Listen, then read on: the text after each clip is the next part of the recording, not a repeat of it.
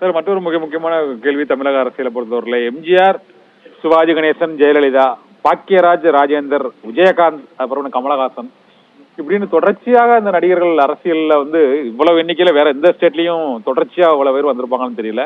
ஆனா இதுல எம்ஜிஆரின் இடத்தை பிடிப்பதற்கு விஜயகாந்த் ஓரளவுக்கு ஒரு ஒரு 70% நெருங்கி வந்தது போல தெரிஞ்சது. இந்த சூழ்நிலையில நடிகர் விஜயால அந்த எம்ஜிஆருக்கு பிறகான ஒரு மிகப்பெரும் வெற்றியை அவரால் அதை கிடைக்குமா சார் அவருக்கு அந்த வெற்றி?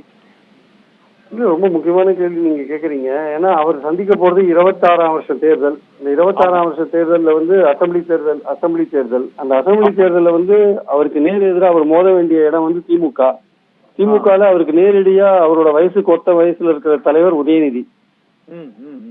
அந்த உதயநிதிக்கு எதிராக தான் அவர் ஃபைட் பண்ண வேண்டியிருக்கு, திமுக எதிர்க்காக போராட வேண்டியிருக்கு. ஆனால் அதே சமயம் அவருக்கு எடுத்த உடனே 30-33% வாக்குகள் வாங்கி ஆட்சி அமைக்கிற அளவுக்கு சக்தி இருக்கான்னா நிச்சயமாக அதற்கான வாய்ப்புகள் இல்லை என்பது என்னுடைய கருத்து. இதை விட ரொம்ப ஆந்திரால இதை விட ரொம்ப சிறப்பான நடிகர், பிரபல நடிகர் சிரஞ்சீவி இருந்தார். அவராலேயே ஒரு தொகுதியில தான் வெற்றி பெற முடிஞ்சது முதல் எலெக்ஷன். அதனால இவர் விஜயோட எடுத்த உடனே அந்த வெற்றியை கிடைக்குமா? அவர் யார் கூடயும் கூட்டணி அமைக்க மாட்டாரா?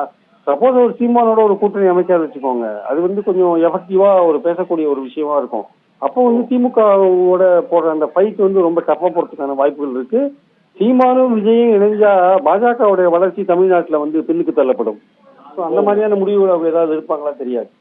ஸோ அதனால விஜய்க்கு எடுத்த உடனே ஆட்சிக்கு வரதுக்கான தனியா போனா ஆட்சிக்கு வரதுக்கான வாய்ப்புகள் இல்லை. எம்ஜிஆரே 72க்கு அப்புறம் 5 வருடம் கழித்து 77 தான் அந்த திண்டுக்கல் எலெக்ஷன்ல ஒரு ப்ரூவ் பண்ணா கூட 77 தான் வந்தாரு.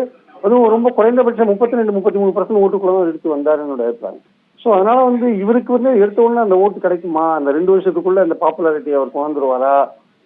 ஏற்கனவே நான் சொன்ன மாதிரி அவர் மனசுக்குள்ள என்னென்ன விஷயங்கள் வச்சிருக்காரு, அவருடைய எண்ணங்கள் எப்படி இருக்கு, அதெல்லாம் நமக்கு சரியா தெரியாதனால எக்ஸாக்டா அவர் எப்படிப்பட்ட ஒரு காய்களை நகர்த்தி தன் அரசியல்ல தன்னை ஒரு முன்னணியில பிளேஸ் பண்ணுவாருன்றது ரொம்ப ஒரு முக்கியமான கேள்வியா நான் பாக்குறேன். அது அவருடைய செயல்பாடுகளை பொறுத்து தான் நம்ம அடுத்த கட்டமா அவருடைய வெற்றி வாய்ப்பு அல்லது அவருக்கான பிரகாசமான வாய்ப்பை பத்தி நம்ம பேச முடியும்.